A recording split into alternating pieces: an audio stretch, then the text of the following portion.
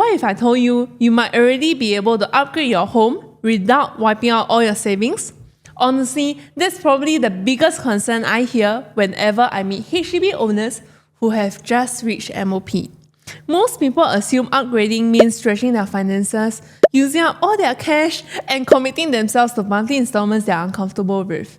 But after sitting down and properly working through the numbers together, many of them realize the situation isn't as scary as they first imagined.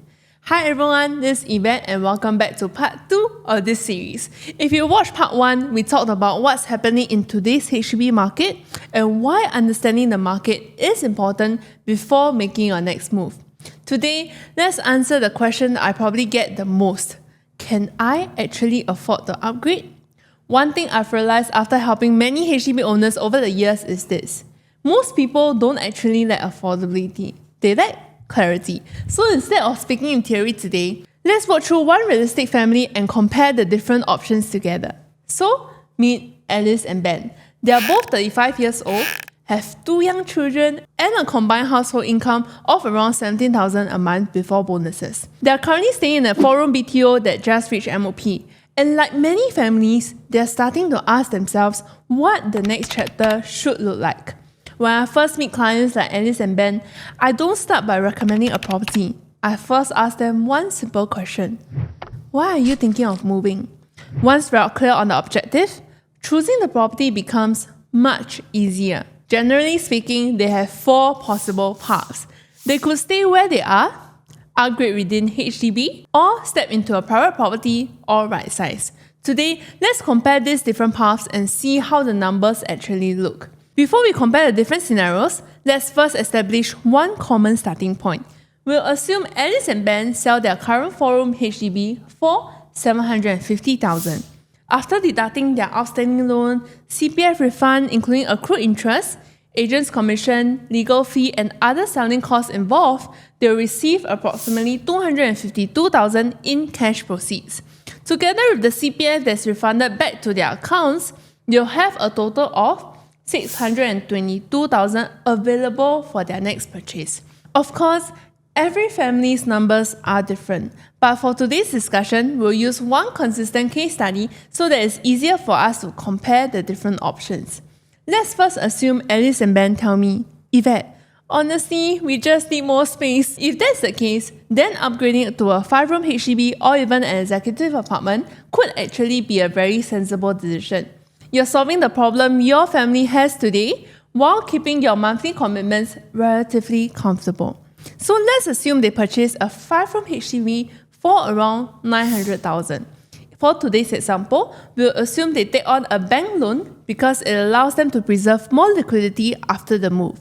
Taking a maximum 75% loan together with a minimum 5% cash, the remaining down payment, buyer's stamp duty, legal fees, etc., the total funds required come out to be as such.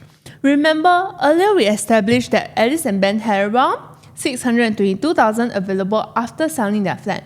So that means even after completing this purchase, they'll still be left with close to $200,000 in cash and around $165,000 in CPF. Personally, this is the number I pay attention to the most. Not the loan amount, but the remaining buffer after the purchase.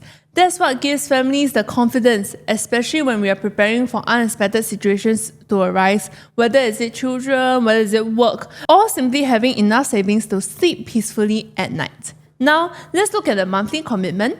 Assuming a 30-year loan tenure, their monthly installment works out to be around $2,300. Should both of them continue working, their CPF contribution is more than able to cover their installments. And looking at Alice and Ben's remaining cash and CPF, I would say this is still a very comfortable position to be in. It's very safe. By the way, if you are already watching this and mentally comparing these numbers to your own situation, that's completely normal. Every family's finances are different. So if you've been wondering what your own upgrade might look like, feel free to reach out. We can sit down, work through your numbers together, compare the different options objectively, and see what actually makes sense for your family. No pressure, no obligation, just clarity before making your next move. Now, let's imagine Alice and Ben tell me something slightly different. Actually, Yvette, we've always wanted to own a condo. Whether is it for your kids, for lifestyle, or simply asset progression, now the conversation changes. Instead of comparing one HDB against another, we are asking whether stepping into private property makes sense for them at this stage of life. Let's first assume that they are looking at a resale condo priced at around 1.7 million. So taking the maximum 75% loan together with your down payment, buyer's stamp duty, everything that we mentioned earlier, the total funds required comes up to be around 480,000. Earlier, we also established how much they have left after selling their flat. So even after completing this purchase, they'll still have around 140,000 remaining. Now let's also assume they set aside around $60,000 to $80,000 for renovation. Even after that, they'll still have a reasonable safety net, which is something I think is extremely important whenever someone upgrades into private property. Buying the property is just one thing, but you still want to have enough buffer afterwards so that your family isn't constantly worried about finances. Let's now look at the monthly commitment. It works out to be around $4,400. On paper, that's definitely higher than the HDB scenario. But after taking into account their combined CPF contribution of around $2,900 a month, the monthly cash top-up works out to be around $700 to $800 each if both continue working. At this point, I'll simply ask my clients one question. Would both of you be comfortable topping up $700+ in cash every month? If the answer is yes, and you are still left with a healthy safety net after the purchase, then this could be a comfortable upgrade. But if that monthly commitment already feels stressful today, then perhaps this isn't the right time yet. And honestly, there's nothing wrong with that. And for those considering a new launch instead, the overall affordability may look similar, but one key difference is the progressive payment scheme and possibly the potential upside. Since the development is still under construction, you won't be servicing the full loan immediately. Your repayments increase progressively as the construction progresses. It could start from a few $100s, which can make the initial cash flow much lighter. Of course, you also need to consider where you'll stay while waiting for a TOP. So whether resale or new launch is more suitable really depends on your family's timeline and the priorities. Now, let's see what happens if Alice and Ben decide to stretch their budget a little further. Instead of a 1.7 million condo, let's assume they are looking at something around 2.2 million range. Immediately, you'll notice two things. Firstly, the total funds required now comes to approximately $630,000, which is already slightly above what they have available after selling their HDB. And that means they will need to top up additional cash from their own savings and set aside their own savings as safety net. Secondly, the monthly commitment also increases quite significantly. Can they still afford it? Possibly yes. I do have clients who are financially very healthy. They have substantial savings or investments and are perfectly comfortable making that top up because they believe in the long-term value of the property. But for most families, I'll generally prefer to structure an upgrade that still leaves them with a healthy safety net afterwards without touching their own cash savings. Again, I come back to the same question. Will this monthly commitment still allow your family to sleep peacefully at night? Do you have sufficient safety net should one or both of you stop working? Because just because the bank is willing to lend you more doesn't necessarily mean that it's the right decision. I would much rather see my clients buy a property they can comfortably hold over the long term rather than stretch themselves just to buy something more expensive. There's one final option worth mentioning, and that is right sizing. Although today's example focuses on a younger family, not everyone watching this video is at the same stage of life.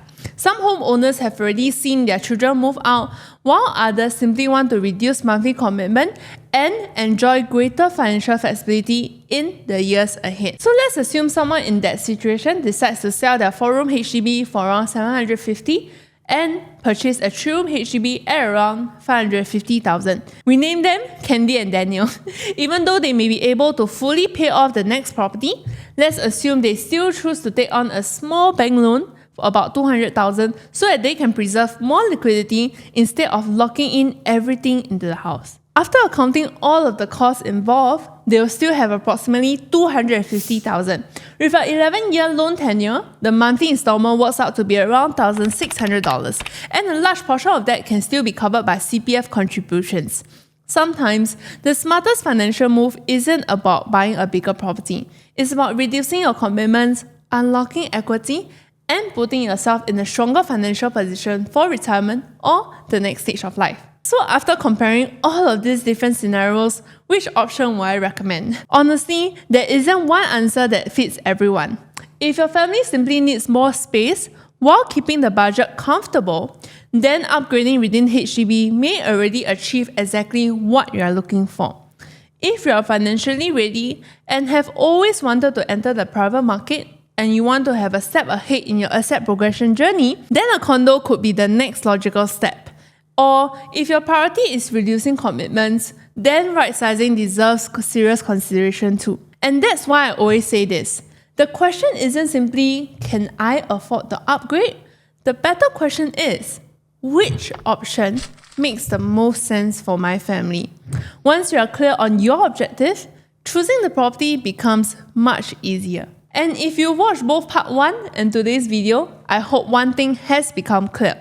Upgrading isn't about buying the biggest property you can afford. It's actually about understanding your finances, knowing what you're comfortable with, and choosing a path that supports your family's goals over the next 5 or 10 years. The numbers we use today are based on one case study, so naturally, every family situation will be different.